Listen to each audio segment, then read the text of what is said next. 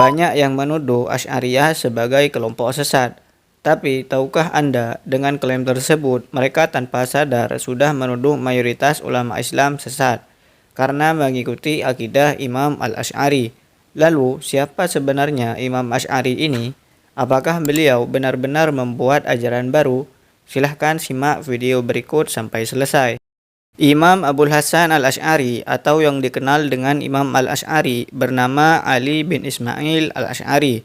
Nasabnya bersambung sampai kepada sahabat Abu Musa Al-Asy'ari. Kabilah Asy'ar merupakan kabilah yang dikenal di Yaman dengan kecerdasannya dan konsistensinya dalam berpegang teguh terhadap agama. Awalnya Imam Asy'ari adalah pengikut setia akidah Mu'tazilah, sebuah aliran teologi yang mengedepankan akal dalam memahami ajaran Islam.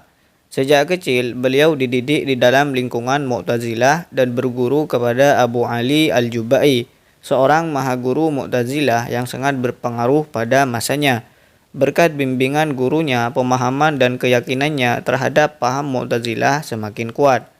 Imam Al-Asy'ari dikenal sebagai murid yang cerdas, fasih, dan tangkas dalam berdebat.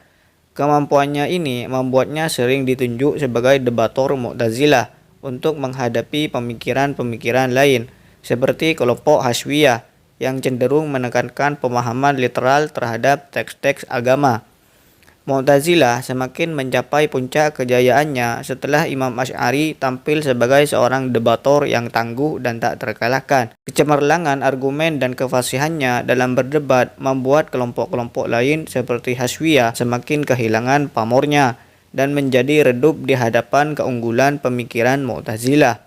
Namun, setelah mendalami lebih jauh, Imam Asy'ari mulai meragukan beberapa doktrin Mu'tazilah, terutama setelah tidak menemukan jawaban yang puas atas beberapa pertanyaan kritis tentang ajaran Mu'tazilah. Dalam kitab Tabyinu Kadzibil Muftari Fima Nusiba Ilal Imam Al-Asy'ari, karya Imam Ibnu Asakir, diriwayatkan bahwa Imam Al-Asy'ari kemudian memilih untuk uzlah, mengasingkan diri di rumahnya guna merenungkan pertanyaan-pertanyaan yang tak terjawab tersebut. Dalam masa uzlahnya, beliau tidak lagi berkhutbah di Masjid Basrah sebagaimana biasanya dalam waktu yang lama.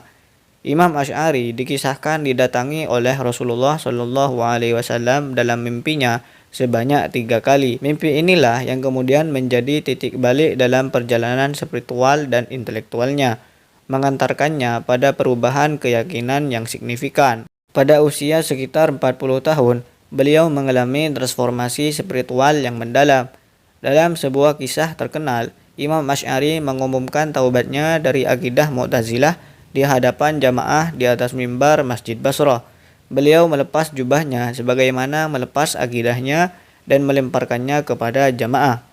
Imam Asy'ari memberikan kitabnya kepada mereka yang berjudul Al-Luma' fi Raddi ala Ahli Zayghi wal Bid'ah, yang berisi bantahan-bantahan terhadap ajaran Mu'tazilah dan aib-aib mereka. Beliau kemudian mengembangkan metode teologi yang menggabungkan antara nakal, wahyu, dan akal, yang kelak menjadi fondasi akidah Ahlussunnah wal Jamaah. Setelah meninggalkan Mu'tazilah, Imam Asy'ari mendirikan aliran teologi yang dikenal sebagai Asy'ariyah.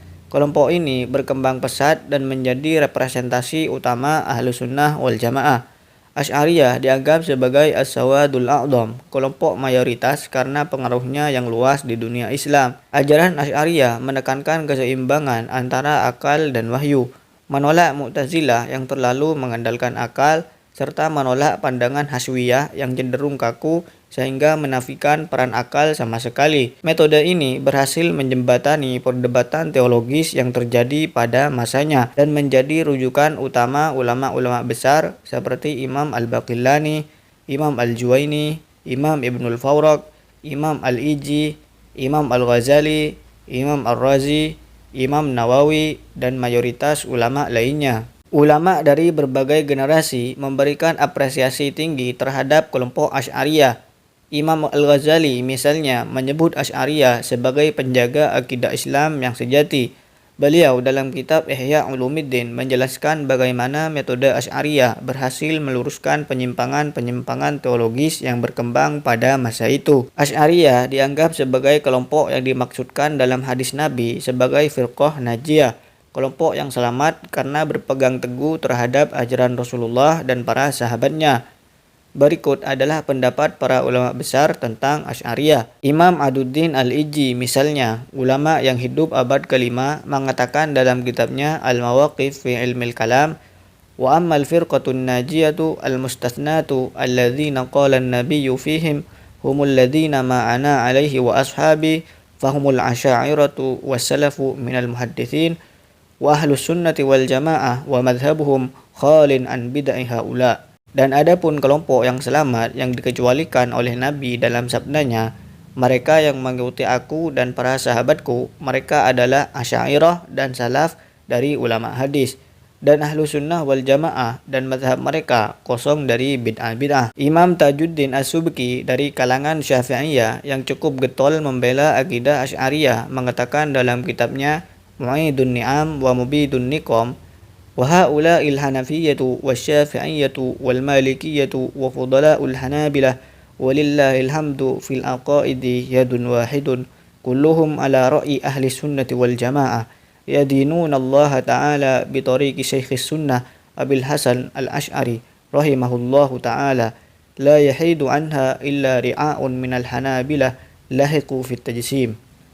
Dan mereka, para pengikut mazhab Hanafi, Syafi'i, Maliki, serta tokoh-tokoh terkemuka mazhab Hambali, alhamdulillah dalam hal akidah adalah satu kesatuan. Semuanya mengikuti pandangan ahlu sunnah wal jamaah. Mereka berpegang pada jalan Syekh ahlu sunnah, Abul Hasan al-Asy'ari. Tidak ada yang menyimpang dari jalan ini kecuali segelintir orang dari kalangan Hambali yang terjerumus dalam paham tajsim. Dalam perjalanan sejarah, Asy'ariyah semakin mencapai puncak kejayaannya dan diterima oleh mayoritas ulama. Oleh karena itu, tidak sedikit upaya pemalsuan yang dilakukan terhadap karya-karya ulama Asy'ariyah. Salah satu kasus yang terkenal adalah pemalsuan kitab Imam Al-Asy'ari, yaitu Al-Ibanah an Ushulid Diyanah, yang dianggap oleh sebagian pihak sebagai bukti bahwa Imam Al-Asy'ari kembali ke akidah literalistik. Namun, penelitian ulama kontemporer seperti Syekh Muhammad Zahid Al-Kautsari membuktikan bahwa kitab tersebut telah mengalami distorsi dan tidak mempresentasikan pemikiran asli Imam Asy'ari. Jika ingin mengetahui lebih jauh kitab-kitab Asy'ariyah yang ditahrif oleh pembencinya, silakan rujuk pada kitab Kashful Khafaa an Abathil Wahabiyah li Kutubil Ulama, salah satu kitab yang menyingkap upaya pemalsuan kelompok Wahabi atas kitab-kitab ulama. Kesimpulannya, Imam Abul Hasan al-Asy'ari adalah sosok yang berjasa besar dalam menjaga kemurnian akidah Islam. Melalui metode teologinya, beliau berhasil menciptakan keseimbangan antara akal dan wahyu yang kemudian diadopsi oleh mayoritas ulama. Jadi, tidak benar jika dikatakan bahwa Asy'ariyah adalah kelompok yang sesat. Justru kelompok inilah yang diikuti oleh mayoritas ulama.